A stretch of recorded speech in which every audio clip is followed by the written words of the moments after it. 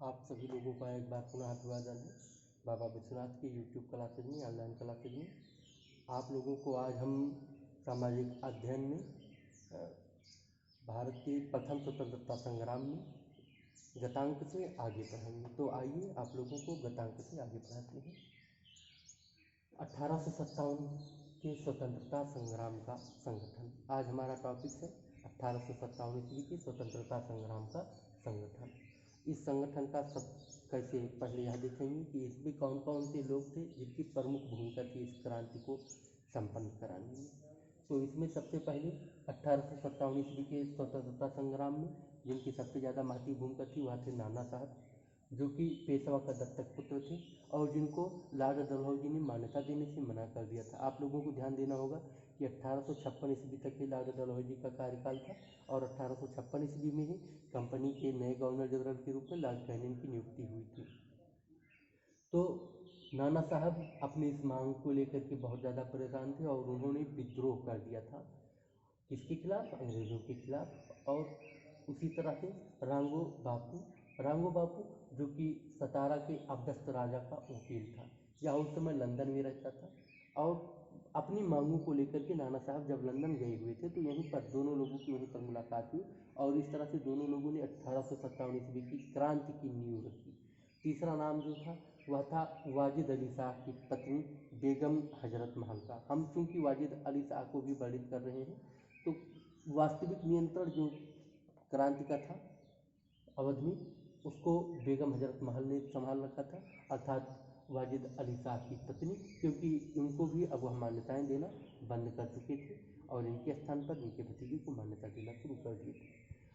अली नकी जो कि वाजिद अली शाह का वजीर था, इसने भी इस क्रांति में बहुत ही महत्वपूर्ण भूमिका निभाई थी और इस तरह से इन सभी लोगों ने मिलकर के एक क्रांति की नींव डाली। बहादुर शाह और उनकी पत्नी जीनत महल।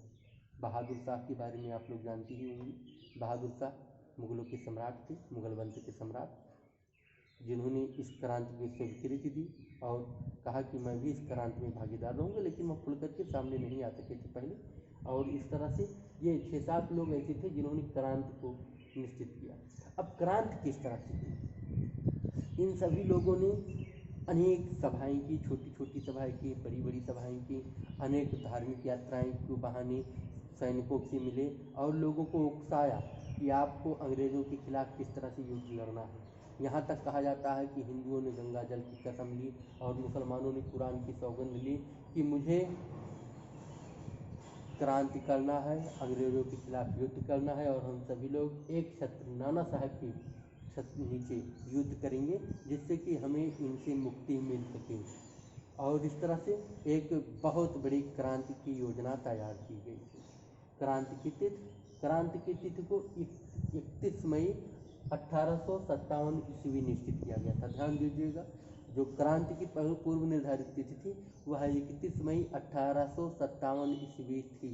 क्रांति की पूर्व निर्धारित तिथि थी 31 मई 1857 ईस्वी। क्रांति का चिन्ह कमल का फूल और रोटी। कमल का फूल और रोटी ये दो क्रांति के चिन्ह रखे गए थे। कमल का फूल जो कि सैनिकों के पास जाता था, सैनिक छावनियों में जाता था, और रोटी को गांव-गांव घुमाया जाता था। वास्तव में कोई भी विद्वान अब तक यह नहीं बता सका है कि इसका अर्थ उस समय क्या था, लेकिन कमल का फूल और रोटी ये बहुत महत्वपूर्ण भी है आप लोगों को परीक्षा की दृष्टि से भी कि क्रांति का चिन्ह क्या था 1857 ईस्वी का। तो कमल का फूल और रोटी था। क्रांति के प्रचारक कौन इसको प्रचारित किया, सबसे ज़्यादा किसने मेहनत की? तो उसमें सबसे ज़्यादा जो मेहनत करने वाले थे वह थे मौलवी अहमद शाह, जो कि फैजाबाद के थे। मौलवी अहमद शाह जी फैजाबाद के, इन्होंने क्रांति की प्रचार किया और बहुत ज़्यादा महत्वपूर्ण भूमिका क्रांति में इन्होंने निभाई थी। क्रांति का मुख्य केंद्र बिठूर निश्चित किया गया था। बिठूर नाना साहब का पेशवे का दत्तक पुत्र का राजधानी बिठूर को ही क्रांति का मुख्य केंद्र निश्चित किया गया था और इस तरह से 1857 ईस्वी की एक क्रांति की पूरी रूपरेखा तैयार की गई थी। आप ध्यान देंगे, नाना साहब, रांगो बापू, वाजिद अली शाह, बेगम हजरत महल, अली नकी, बहादुर शाह और उनकी पत्नी जीनत महल, इन सभी लोगों ने मिल करके क्रांति की नींव रखी थी। लेकिन इसमें सभी छोटे बड़े राजाओं महाराजाओं को भी आमंत्रित किया गया था, छोटी छोटी स्टेटों को भी आमंत्रित किया गया था कि आप आइए, आम जनता को भी इसमें सहभागिता दर्ज करने के लिए कहा गया। और इस तरह से क्रांति की तिथि को 31 मई 1857 ईस्वी निश्चित किया गया था। क्रांति का चिन्ह कमल का फूल और रोटी निश्चित किया गया था और इसका मुख्य केंद्र बिठूर था। आगे हम आप लोगों की अगली क्लास में बताएंगे कि क्रांति का परिणाम क्या हुआ और फिर आगे क्या घटनाक्रम घटे। धन्यवाद।